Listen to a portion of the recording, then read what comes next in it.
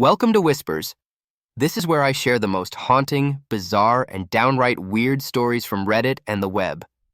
Think ghostly encounters, unexplained mysteries, and tales so strange they'll stick with you long after you've heard them. So, grab a blanket, turn down the lights, and hit that subscribe button. I find myself trying to process why I'm hearing coffee mugs clinking together in the middle of the night, in the middle of our church sanctuary. Years ago, I used to work at a church as the head sound engineer. The bulk of that job required me to be active during the day for Sunday services. Occasionally, there were tasks that could be done whenever I got the chance. One of these tasks was duplicating CDs of sermons for people who would like a copy to listen to at home, in the car, etc. I would get requests for various sermons, sometimes series spanning months, and have to make extra time to fulfill them since it usually took quite a while. Since I am a night owl, oftentimes I would head to the church and take care of these duplication requests in the middle of the night. Never bothered me, and I had a key to get into the church whenever I needed to. One particular night, I headed into the church sometime around 1 or 2 in the morning. Since I knew the building like the back of my hand, I rarely turned the lights on inside the building. The ambient light from streetlights would illuminate through the windows just enough so that I could see where I was going. But beyond that, the building was pitch dark. Now, the way this church was laid out was that there was a foyer, which then had doors into the church sanctuary, where the services were held. The sanctuary had a balcony. On this balcony was the sound booth, where the CD duplicator was located. There is only one door to the balcony, which could be locked from the inside, which was also located in the foyer, with a staircase leading up to it. The balcony is completely open, not separated by glass or anything, and provides a completely unobstructed view of the sanctuary below, the pews, stage, all of it. Acoustically, the room is very good. If someone was on the stage talking, you could easily hear it from the back of the church and balcony. If for some reason you couldn't see what you were listening to, you could easily make out what part of the room the sound was coming from. This comes into play later. When I reached the top of the stairs to the balcony and the sound booth, I turned on a light so I could begin working. Just a single bulb about 15 feet above my head, I had no need to turn on anything more than that. This was the only light in the entire sanctuary. I know that might seem crazy to some, but this was a building I had spent hundreds of hours in by myself at night. I felt completely comfortable at the time. I began duplicating CDs, lost in my thoughts and the peaceful silence of the enormous room. After about an hour or so of silence, a sound abruptly rang out that startled me. About 20-30 feet ahead and below of me, in the middle of the pews on the left-hand side, I heard a distinctive clink-clink sound. It was subtle, but clear, and unmistakable to me. Over and over. I knew exactly what the sound was. Let me explain. In another part of the church, we had a coffee house of sorts, where people would load up on coffee and donuts every Sunday morning. The coffee was always dispensed into ceramic coffee mugs. Literally the most basic, commonly used mug you can imagine. Your kitchen cupboards are likely full of them. Anyway, due to the high volume of these mugs that circulated through the church, there were always baristas from the coffee house picking them up from around the church to be washed. Oftentimes they would miss mugs, however, and they would lay hidden around the church. As multiple mugs were usually collected in one hand, by the handle, mugs themselves would hit and make that distinctive ceramic clink sound. It became regular background noise before, during, after services. After about 10 years of working at this church, it's a sound I knew and recognized very well. But I would be lying if I said I ever consciously thought about that particular sound. So, I find myself trying to process why I'm hearing coffee mugs clinking together in the middle of the night, in the middle of our church sanctuary, in the pitch dark. I stood there peering from the balcony into the darkness below, trying to make sense of it for several minutes before curiosity got the best of me. I had to figure out what was making that sound. I descended the stairs and into the foyer, where the light switches were, and flipped them all into the on position. I immediately felt a little better and entered the sanctuary on the ground level. I had pinpointed where the ceramic sound was coming from when I was on the balcony, But unfortunately, now that I was at the source, with the lights on, there was nothing to be heard. It was midweek, but the sanctuary had not yet been cleaned from the previous Sunday, so I knew that there were probably a few coffee mugs still inside. People frequently left them on top of pews, underneath them, and everywhere in between. I walked down each row of pews, carefully scanning for mugs. Nothing. Knowing there would likely be some on the floor, I got down on my hands and knees in the very front of the sanctuary so I could take a peek.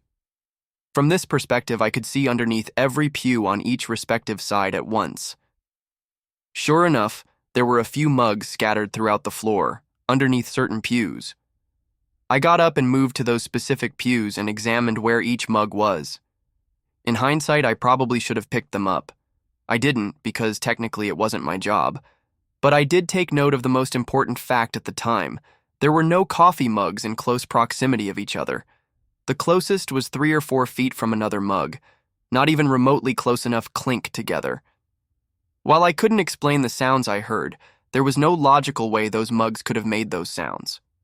I had no answers, but I was satisfied enough to just brush it off. I left the sanctuary, turned off the lights at the light switch in the foyer, and returned back up the stairs to the balcony. Illuminated by just a single light bulb above me and consoled by the silence I found myself in once again, I resumed my tasks. About 15 minutes passed. Then it happened again. Clink, clink. In the same place as before. Clink. My heart stopped and the hairs on my neck stood up again. Clink, clink, clink. Okay. I had verified this myself. There were no mugs in enough proximity that they could, somehow, for the sake of argument, be clinking on their own. They were not clinking on their own. I rushed down the stairs into the foyer and flipped on all the lights again. Entering the sanctuary, I dropped to my knees once more and peered under the pews. Nothing. I knew this sound. It was unmistakable. I pinpointed where it was coming from. But there was nothing. No sound. Nothing in disarray. No mugs that could be in any contact with each other. Spooked, but frustrated at the same time, I returned to the foyer. Instead of turning off all the lights, I left one on in the sanctuary. This made for 2 lights now. One in the balcony and one in the sanctuary. The addition of this light helped set me a little more at ease as I walked through the balcony door at the bottom of the stairs. I locked it from the inside. I don't know what was going on, and maybe I was being a little paranoid at this point, but I wasn't going to take any chances. I went up the stairs once again to attempt to finish my tasks on the balcony. About half an hour of silence had elapsed, just enough for me to settle into the idea of nothing weird happening for the rest of the night. Then it happened again. Clink, clink. Might as well have been a gunshot. I stood up and scanned from atop my balcony. There was twice as much light in there now, and enough to illuminate the room even if it was still dim. But there was nothing. Nobody was playing a prank. There were no ghouls, specters, or shadow people dancing around. No big aha revelation. Clink. It continued, and so did I. I wanted to go home, so I ignored it. The sooner I finished duplicating these stupid CDs, the sooner I could get out of this damn church and get some sleep. Clink, clink, clink. Again and again. Maybe another 15 minutes, maybe another half an hour or so. I lost track of time. All I know is that eventually, it stopped. The silence returned. At one point, I resolved that all this was ridiculous. There had to be a rational explanation, and as such, it was stupid to hold up on my locked balcony.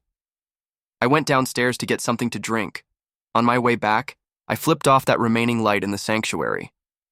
No need to waste electricity, I reasoned. I am not going to let some stupid sound dictate fear all night.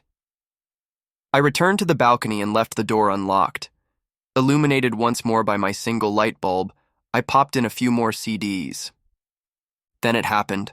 I don't even know how to effectively describe it, at least in a way that captures the immediacy and sheer terror of it. All at once, the entire room began to shake violently, with a deep, bassy rumble. There are no earthquakes in this part of the country, so that was immediately ruled out. Time seemed to stop as I scanned around trying to figure out what was going on. I looked at the soundboard. You know those LEDs they have going from green to yellow to red? The thing was maxed out in the red, indicating it was overloaded by some sort of input. But there were no mics plugged in, no amps turned on, and no sound coming out of the speakers. I don't even think the speakers were plugged in, and if they were muted. At the time, I had done professional audio for over 5 years, and this wasn't something technical. The entire sanctuary rumbled and shook, and in about 30 seconds, it stopped. Complete silence. I was completely shaken, and I bolted out of the church and went home. I don't have any explanation for what happened. Since there were no ghostly things to show themselves or anything super paranormal, I have tried to explain it with logic. But alas, a man in the dark. Hi all. This happened to me about 11 years ago, when walking home from a friend's house at night. I'll just get straight into it. I used to live in a rural part of the UK and have lived in rural areas most of my life, so I was used to long walks, occasionally at night, especially before I could drive. They never bothered me too much. I'd get creeped out occasionally, but this one night was the most terrifying experience I ever had. There was this one friend who used to live roughly 3 miles away from my house. He had cool parents and my other friends, and I would often go over his house and play video games and hang out. Occasionally, this meant walking home at night if I stayed late. There were 2 ways back from his house: the roadway, which was about 5 miles long and took about 30 to 45 minutes. The roads were very quiet and eerie sometimes, but they were lit by street lamps, so it never bothered me walking this way. The other way was a shortcut through some woods, which took off about 2 miles, and the wooded bit was about a mile or so long. I often favored the wooded shortcut, and have probably walked it over 100 times. The woods were dark, however, combined with the lack of ambient light due to living in a rural area, and you had absolute abyssal darkness. Luckily, most of the time I had my phone light to walk with, but sometimes my phone would die or the battery would be so low the flash wouldn't work and I'd have to use my screen light. As you've probably guessed by now, this was one of those occasions. I remember my friends and I had just finished watching a film. It was nearing 10 p.m., so we all left my friend's house and headed our separate ways home. I contemplated briefly which way I should go and decided to take the shortcut through the woods. I started walking away from his house and towards the path that headed into the woods. The streetlights dimmed as I entered the fields before the woods. I glanced at my phone and saw my battery was really low, only enough power left for a couple of minutes of flash, and then I'd have to use my screen for light. That wouldn't last the whole way either. As I saw the tree line approaching, I switched on the flash and followed the well-trodden path into the dark. To my dismay, my light died within seconds of entering, and I flipped my phone over to try and shine the way using the screen. As I walked, I looked out for all of the familiar landmarks I was used to seeing, to ensure I was heading in the right direction. Funky tree stump, check. Half-fallen fir tree, check. Enormous puddle I had to jump over, check. All was going well. I was halfway through the woods when my phone completely died. I remember the moment it happened, I was engulfed in darkness. I'm not sure if you've experienced this level of darkness before, but it was so dark I couldn't even see the outline of my hand centimeters in front of my face. Naturally, my pace slowed considerably, and I started holding my hand out in front of me to make sure I wasn't going to walk into a tree or something. I continued walking for another minute or so, until all of a sudden a pungent smell hit me. Cigarette smoke. I glanced around but couldn't see anything. Then I heard it. A cough. I wasn't alone. Thoughts raced through my head. Who would be out in the woods in the dark? Are they following me? Am I lost? I quickened my pace again, throwing a little caution to the wind. I carried on walking and tripped slightly on a branch. As I regained my balance, I heard another sound. Branches breaking underfoot, what sounded like right behind me. The snapping turned into fast footsteps that grew louder and louder. I started sprinting. I felt the well-trodden path turn to brush. I felt branches, logs, and plants hitting my legs. It wasn't long before I fell, hard. I was lying on the floor, holding my knee. I could still hear branches snapping around me and a voice muttering something. I didn't dare move. Then, all of a sudden, They turned on a torch. I couldn't see anything except for the beam of light which seemed to be eaten quickly by the darkness of the forest. I lay motionless on the ground as the beam swept through the trees. I could still hear the person mumbling, a deep growl. The crunching of footfalls grew and grew. They were only several feet from me by this point. I couldn't breathe. The light went out, the snapping of branches grew, and then nothing. Quiet. My eyes were wide open, but I couldn't see anything. Then I could hear wheezing. Right. Above. Me. I wanted to cry. I wasn't sure if the person could see me or not. They could have been staring right at me and I wouldn't know. This carried on for about 5 minutes until the crunching of leaves and snapping of twigs started up again and got fainter and fainter as they moved away from me. I remained lying down for another 5 or 10 minutes, contemplating my escape. Like an idiot, I'd ran off the path and wasn't sure which way was back to it or was home. I didn't really care, I thought. I was going to walk in one direction until I left the woods and get home from there. I knew as soon as I started moving again, if the person was still in the woods, they would hear me. Should I run or try and sneak out? I opted for the latter. I slowly rose to my feet, listening constantly to my surroundings, picked a direction, and started walking. I wasn't perfectly quiet, but quiet enough to be sure I wouldn't be heard from too far away. I kept hearing snapping sounds and rustling in the distance, and every time I froze, I'd hold my breath until I was happy no one was there and then start walking again. I repeated this pattern for what felt like an eternity until eventually I found the path. I screamed for joy in my mind and sped up my pace. After another 10 minutes, I saw it.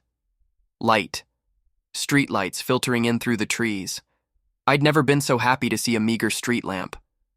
But as I progressed to the end of the woods, my heart sank. At the end of the path was a black silhouette.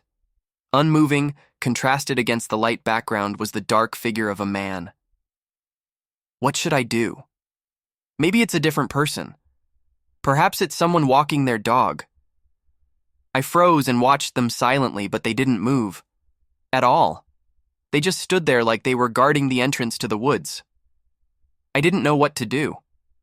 By this point, I'd had enough. I was so close to getting out, I decided to just run straight towards the exit, straight towards them. I was a 60th young man. If they wanted to stop me, they'd have a hard job of it, I thought. So that's what I did. I started sprinting. The figure grew, and as I reached them, I stepped to the side. I heard someone growl "fuck" loudly and felt something clip the back of my head and tug the back of my jacket. I cleared the sheep gate in one leap and sprinted into the light. I eventually stopped running when I could see the first house and looked back. The entrance to the woods was quite far away now, and I couldn't see anyone standing by the entrance. Relaxing a bit more now, I finished my walk home. That's pretty much it. I know I could have overreacted.